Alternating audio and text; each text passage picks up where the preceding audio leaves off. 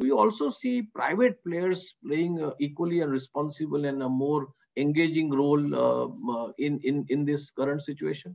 Yes, well, private sector, these PPEs that I talked about, which are getting exported, they were done by private sector only, I see. basically, in order to sort of create that. In fact, without industrial enterprises actually putting the products into the marketplace, it Would wouldn't have been work, difficult. for example. So they have done that. But equally importantly, I would say they created an environment uh, in which people could be challenged. See, for example, Marico company, as you know, I think Yes, Safola and all those products, as you know, they sell them. It's a great company, but it has a great leader, Harsh Mariwala.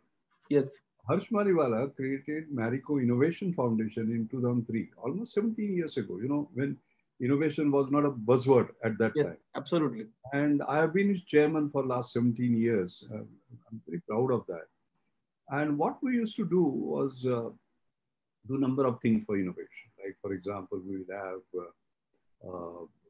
Marico Innovation Foundation Awards, which we would give every 2 years based on whatever was going on. But this time we said, here is a challenge. And can we challenge the Indian community of scientists, technologists, and innovators? And he and Amit Chandra, Harsh Mariwala and Amit Chandra, put 2.5 crore from their own pocket and created what is called as a grand challenge. Right, Chairman.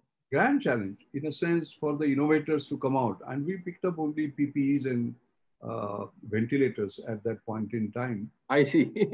Yeah, because they were the critical ones at Like, the time that I'm talking about. Today we are well placed.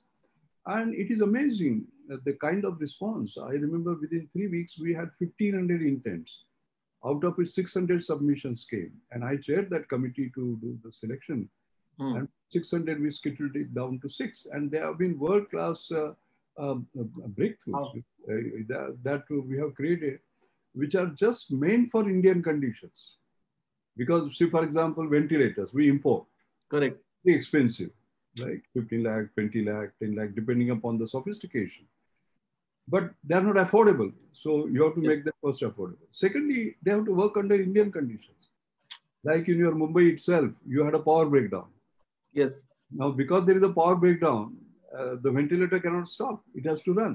yes, sir. Or if you are taking ventilator to a village, where there is no access to electricity, or there are breakdowns, then also it has to work. So they created ventilators which will work under those conditions. The pipe medical oxygen industry, will not be available.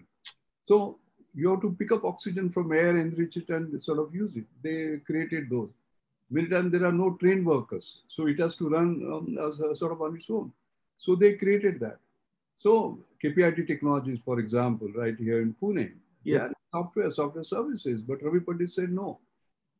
His chairman, he said we must rise to the occasion, and they created a fantastic ventilator. So private sector, I would say, has come in a big way. I'm very proud about the way that they did, whether they were Tata, they were Mahindras, or KPIT, or Marico, coming in and contributing.